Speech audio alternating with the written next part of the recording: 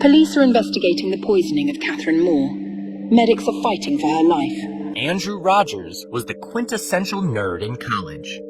From the very first day of classes, he attracted attention with his quietness and introversion. Tall and slender, he was always lost in thought and studies.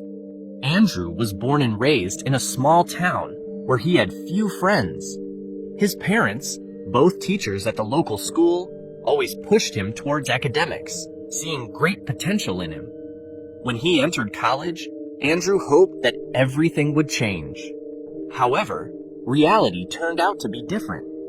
On the very first day, he realized that the college had its own rules and hierarchy. Popular students occupied the central place on campus, while those like him remained in the shadows. Catherine Moore was a prominent figure on campus. Tall and slender, she attracted attention wherever she went. Catherine grew up in an affluent family. Her parents were successful entrepreneurs, which allowed her to attend the best schools and receive an excellent education. She was one of those people everyone knew and loved.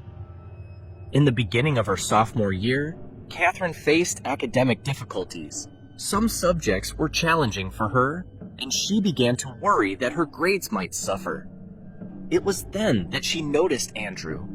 Catherine knew that Andrew was one of the top students in their class and decided to ask him for help. Catherine and Andrew began meeting regularly for study sessions. Andrew helped her with chemistry and math, explaining complex topics and reviewing her work. Catherine was a diligent student and quickly grasped the material. Andrew began to hope that a friendship was forming between them, perhaps even something more. He was captivated by Catherine and enjoyed her company. She was kind to him, often smiling and laughing at his jokes. Andrew failed to see that their relationship was one-sided. In reality, for Catherine, it was merely a convenient arrangement. She needed help with her studies and saw Andrew as the perfect candidate for the role. Catherine was well aware that Andrew was in love with her. She used this to her advantage, skillfully encouraging his hopes while never giving him anything in return. With each day of interacting with Catherine, Andrew became more convinced that their relationship was evolving to a new level. He felt that Catherine saw him as more than just a helper, perhaps as a friend or even a potential boyfriend. Andrew began to believe that his life was changing for the better.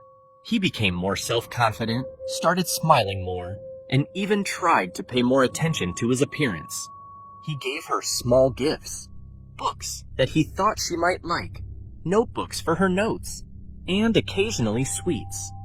Catherine always thanked him with a smile and said that he was very thoughtful. These moments made Andrew happy. After weeks of intense exam preparation, the long-awaited day finally arrived when students handed in their last assignments and could finally relax. Andrew was especially excited, not only because the exams were over, but also because he now had the chance to ask Catherine out on a date and possibly start a new chapter in their relationship. Andrew had prepared for this moment for a long time. He bought a bouquet of her favorite flowers and her favorite pastry, nervously running through every possible outcome of the conversation in his mind. When he finally found Catherine during a break between classes, his heart was pounding like never before. Catherine, surrounded by her friends, looked up at him. Her face reflected surprise, then something akin to embarrassment, and finally, cold indifference. "Andrew, are you serious?" she said, her voice loud and clear. "We're just friends. And besides, I have a boyfriend. Did you really think there was something between us? Sorry, but that's laughable." Her friends began laughing, supporting her harsh response. Andrew felt as if the whole world was collapsing around him. He stood there, holding the bouquet, not knowing where to go or how to escape the shame and humiliation. All his hopes and dreams were shattered in an instant.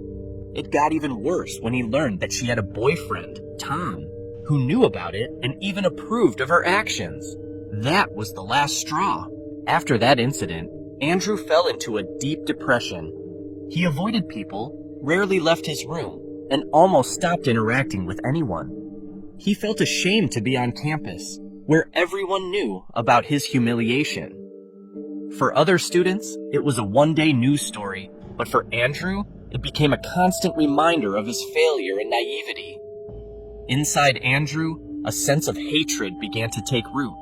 He could not forgive Catherine for what she had done to him. His thoughts increasingly turned to revenge. He felt he had to do something to restore justice and punish her for the pain she caused. He spent hours in the library reading scientific articles and textbooks on toxicology. He wanted to know everything about poisons, how they work, how they can be obtained, and how to avoid detection. In the process, he came across an article about thallium, a substance that, as it turned out, was perfect for his purposes. Thallium is a highly toxic metal that, in small doses, can cause severe poisoning.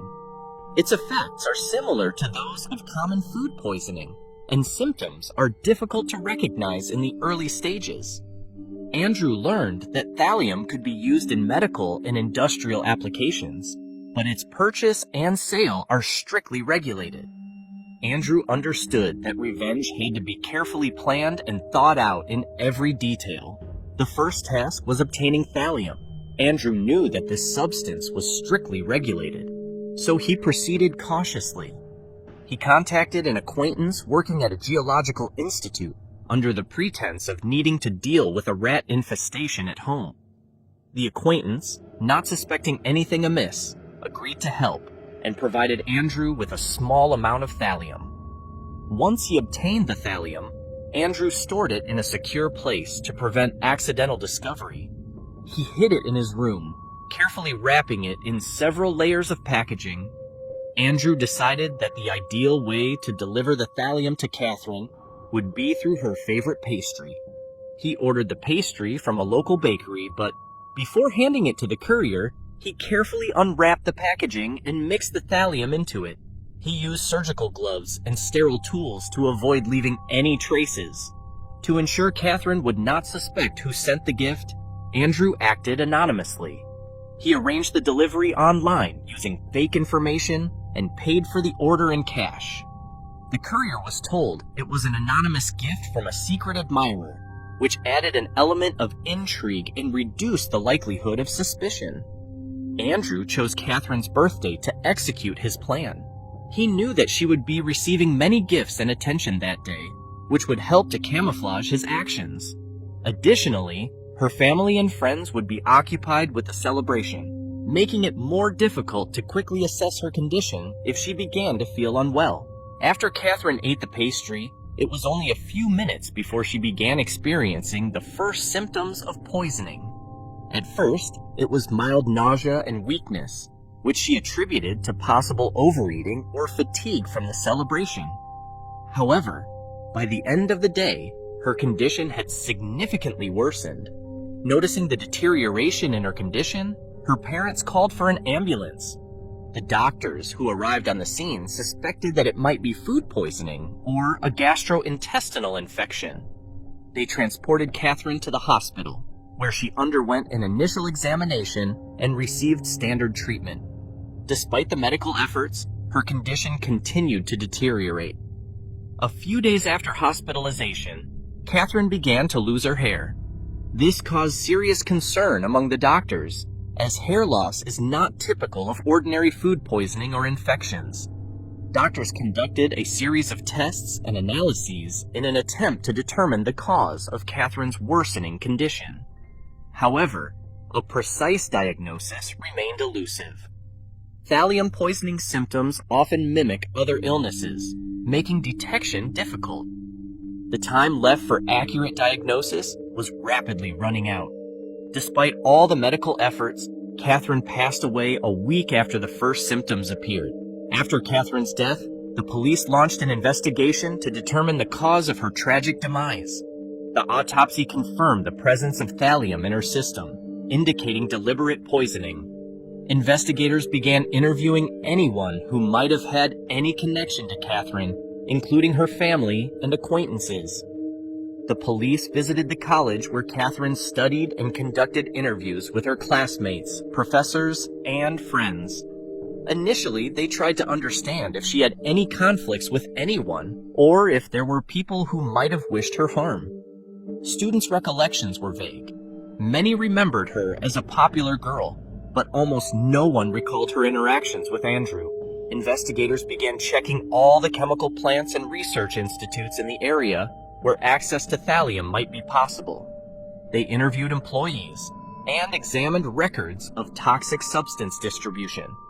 However, none of the employees checked raised suspicions, and the investigation was hitting a dead end. As the investigation dragged on, investigators started to doubt whether they would be able to find the culprit. The lack of concrete evidence and clear suspects complicated the process. The police tried to piece together a timeline of events, but each step forward led to no significant breakthroughs. When the investigation stalled, a homeless man came to the hospital with symptoms of poisoning. Medical staff, aware of Catherine's recent case, immediately reported this to the police. The homeless man explained that he had found and eaten remnants of a pastry, which, it turned out, had been discarded along with all the food in Catherine's house by her parents after her hospitalization. Investigators found the pastry packaging in the trash. The packaging contained traces of thallium, confirming their suspicions. The police contacted the bakery to find out who had ordered the pastry. It was discovered that the order had been placed using fake information, but they were able to trace the IP address used for the purchase. This address led them to the dormitory where Andrew Rogers lived. The investigators began surveillance on Andrew. They tracked his movements, checked his contacts, and monitored his behavior. At first glance, he appeared to be a typical student, but Andrew was still called in for questioning. Under pressure from the investigators, he became nervous and started to stumble over his statements. Gloves and packaging materials similar to those used for the pastry were found in his room. These pieces of evidence proved crucial for Andrew's arrest. Andrew was arrested and charged with the deliberate poisoning of Catherine. In court, the prosecutors presented all the collected evidence: the autopsy results, the testimony of the homeless man, the pastry packaging, and the materials found in Andrew's room. The defense attempted to argue that the evidence was insufficient, but the facts spoke for themselves. During the trial, it became clear that Andrew was suffering from serious psychological issues. Experts confirmed that he was experiencing deep depression and hatred stemming from the public humiliation. This explained his determination and meticulousness in planning his revenge. After careful consideration of the case, the court found Andrew guilty of the premeditated murder of Catherine through thallium poisoning.